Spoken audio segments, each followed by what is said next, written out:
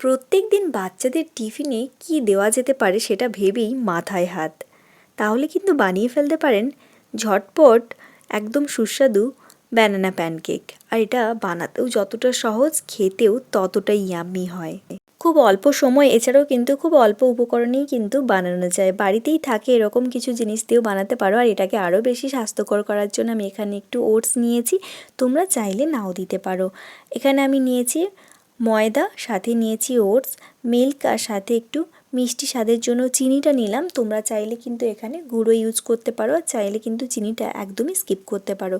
যেহেতু এখানে কলা দেওয়া হয়েছে, আর পাকা কলা কিন্তু একটু মিষ্টি স্বাদের হয়, সেজন্য কিন্তু একদম যারা ডায়েটের মধ্যে ব্যানানা প্যানকেকটা রাখতে চাইছো সেক্ষেত্রে কিন্তু একদমই চিনিটা স্কিপ করতে পারো। বাট বাচ্চারা কিন্তু একটু মিষ্টি স্বাদ পছন্দ করে, সেক্ষেত্রে কিন্তু একটু চিনি দিয়ে বানালে কিন্তু খেতেও ভালো হয়। এখানে আমি দুটো কলা নিয়ে নিয়েছি, তো কলাগুলোকে ছালটা ছাড়িয়ে এইভাবে একটু ছোট ছোট করে কেটে দিলাম। তারপর দিয়ে দিচ্ছি ওটস, দিয়ে দিচ্ছি ময়দা, আর সাথে দিয়ে দিলাম মিল্ক পরিমাণ মতো, আর দিয়ে দিচ্ছি দুটো ডিম। এবারের মধ্যে দিয়ে দিচ্ছি ভ্যানিলা এসেন্স। ভ্যানিলা এসেন্সটা দিলে কিন্তু ব্যানানা প্যানকেকের একটা ভালো এসেন্স আছে। তাছাড়া ডিম দেওয়ার জন্য কিন্তু ভ্যানিলা এসেন্সটা দিতেই হয়। তোমরা চাইলে ভ্যানিলা এসেন্স না থাকলে একটু লেবুও দিতে পারো। তারপর সাথে দিয়ে দিচ্ছি চিনিটা একটু পরিমাণ মতো দেবে। এবার দিয়ে দিচ্ছি পরিমাণ মতো লবণ, আর সাথে দিয়ে দিচ্ছি বেকিং পাউডার। দিয়ে খুব ভালোভাবে মিশিয়ে নিতে হবে। এক্ষেত্রে যদি তোমরা মিক্সার গ্রাইন্ডার ইউজ করতে না চাও, সেক্ষেত্রে কিন্তু ওটসটাকে কিছু সময়ের জন্য একটু ভিজিয়ে রাখবে। সেক্ষেত্রে কিন্তু ওটসটা নরম হয়ে যাবে, তারপর কিন্তু একসাথে মিশিয়ে নিতে হবে।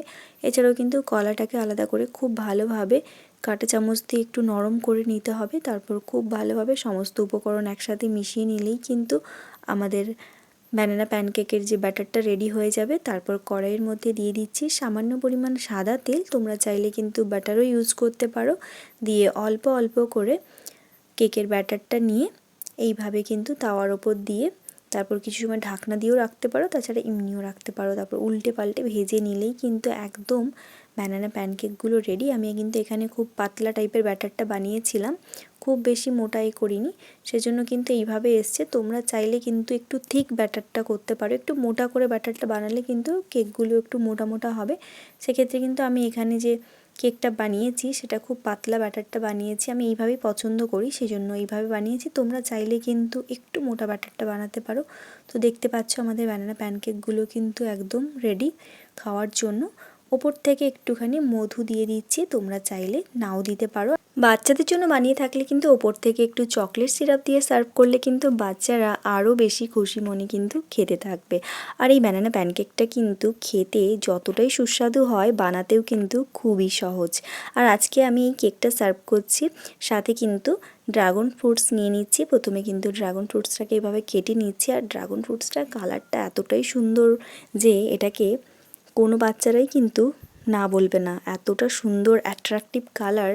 আর এটা কিন্তু খুবই সুস্বাদু একটা ফল, আর খুবই মিষ্টি। আর এই ব্যানানা প্যানকেকের সাথে কিন্তু এই ফ্রুটসটা আমার খেতে তো দারুণ লাগে। তো আমি এখানে ফ্রুটসটাকে ছাড়িয়ে নিচ্ছি, তারপর ছোটো ছোটো করে কেটে নিচ্ছি। আর সাথে কিন্তু আমি এখানে ফ্রেশ ব্যানানাও ইউজ করছি।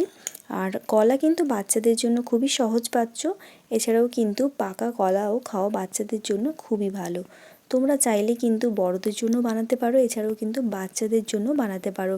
বাচ্চাদের টিফিনে কিন্তু বিভিন্ন রকমের খাবার অনেক সময় একই খাবার পছন্দ করে না, সেক্ষেত্রে কিন্তু এই কেকটা কিন্তু চাইলেই বানিয়ে দিতে পারো। এছাড়াও কিন্তু এর মধ্যে থাকে ভিটামিন B6, এছাড়াও ভিটামিন সি, ম্যাগনেসিয়াম, এছাড়াও কিন্তু থাকে প্রোটিন, ফাইবার, বিভিন্ন রকমের মিনারেলস থাকে। তো তোমরা চাইলে কিন্তু বানিয়ে দিতে পারো। আর আজকের রেসিপিটা তোমাদের কেমন লাগলো অবশ্যই অবশ্যই অবশ্যই জানিও। ভালো লাগলে অবশ্যই একটা লাইক করে, আর এখনও যদি আমার চ্যানেলটা না সাবস্ক্রাইব করে থাকো তাহলে কি সাবস্ক্রাইব করে নিতে পারো। আজকের জন্য টাটা।